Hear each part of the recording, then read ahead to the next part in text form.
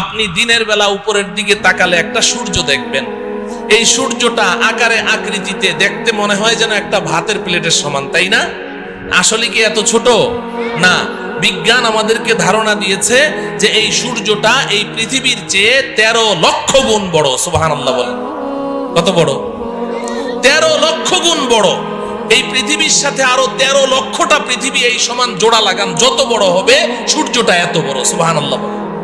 প্রশ্ন হলো, এত বিশাল সূর্য দেখা যায় এত ছোট একটা ভাতের থালার সমান, ঘটনা কি? এত ছোট কেন দেখা যায় বলেন তো? অনেক উপরে, বলেন অনেক উপরে। প্রশ্ন হলো সূর্যটা কত উপরে আছে? বিজ্ঞান আমাদেরকে ধারণা দিয়েছে যে এই সূর্যটা এই জমিন থেকে 9,30,00,000 মাইল উপরে আছে। সুবহানাল্লাহ বলেন। কত উপরে বলেন? 9,30,00,000 মাইল। মুখে তো বলে ফেললাম, কল্পনা করা যায়? 9,30,00,000 মাইল উপরে সূর্য। আচ্ছা যাই হোক, এই সূর্যের দেশে যদি আপনি চলে গেলেন 9,30,00,000 মাইল উপরে, সেখানে গিয়ে কি আমাদের আসল বাড়ি জান্নাতের কোনো সন্ধান পাওয়া গেল? তাহলে আরো উপরে যেতে হবে। যেহেতু আল্লাহ বলেছেন উপরে আছে, তাহলে উপরে আরো উপরে যেতে হবে। চলেন উপরে যাই। সন্ধ্যাবেলা আপনি উপরের দিকে তাকান, দেখবেন যে মিটমিট করে জ্বলছে জোনাকি পোকার মতো। এগুলো কি? তারা। আচ্ছা ভাই বলেন তো দেখি, এই তারাগুলো আকারে আকৃতিতে এই জোনাকি পোকার সাইজ নাকি আরেকটু বড়? তারাগুলো কত বড়? তারাগুলো কত বড়? বিজ্ঞান বলছে যে আকাশের এক একটা নক্ষত্র, এক একটা তারা পৃথিবীর চেয়ে নয়, পৃথিবীর চেয়ে নয়, আকাশের এক একটা তারা সূর্যের চেয়ে লক্ষ কোটি গুণ বড়। এত বিশাল তারা দেখা যায় জোনাকি পোকার মতো। ঘটনা কি? আরো উপরে, বলেন আরো উপরে। প্রশ্ন হলো তারাগুলো কত উপরে আছে? তারাগুলো কত উপরে আছে? বিজ্ঞান এ ব্যাপারে আমাদেরকে কোনো ধারণা দিতে অক্ষম। তবে অনেক গবেষণা করে বিজ্ঞান একটা তারার সন্ধান বের করেছে, যেটা পৃথিবীর সবচেয়ে কাছে, সবচেয়ে নিচের যে তারকাটি, জমিনের সবচেয়ে কাছে, এটার নাম বিজ্ঞান দিয়েছে প্রক্সিমা সেন্টারাই। বিজ্ঞান বলে প্রক্সিমা সেন্টারাই নামের এই দুনিয়ার সবচেয়ে কাছের যে তারাটি, এটা এই জমিন থেকে 25 লক্ষ কোটি মাইল উপরে আছে। কত উপরে?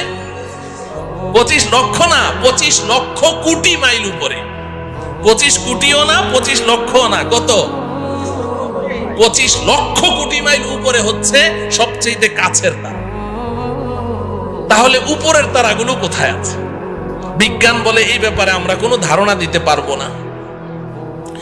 তাফসিরে রুহুল বায়ান নামে একটি কিতাব আছে, তাফসিরের কিতাব। তাফসিরে বলেন রুহুল বায়ান, তাফসিরে রুহুল বায়ান। এই কিতাবের মধ্যে আছে, আল্লাহর কুদরত বুঝার জন্য বলছি, আমাদের বিবেকের মধ্যে এতটুকু ধারণ ক্ষমতা নেই বুঝার মতো। আল্লাহর কুদরত একটু বুঝার জন্য বলছি।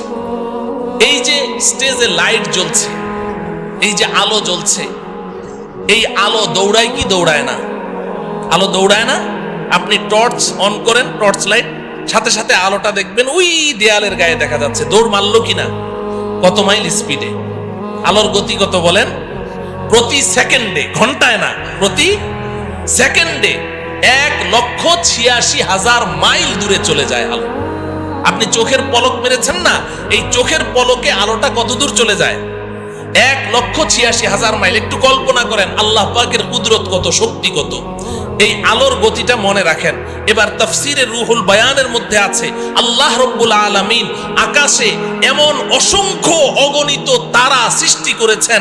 যেই দিন আল্লাহ পাক ওই তারাগুলোকে সৃষ্টি করেছেন, কত হাজার বছর আগে সৃষ্টি করেছেন, আল্লাহ ছাড়া কেউ বলতে পারবে না।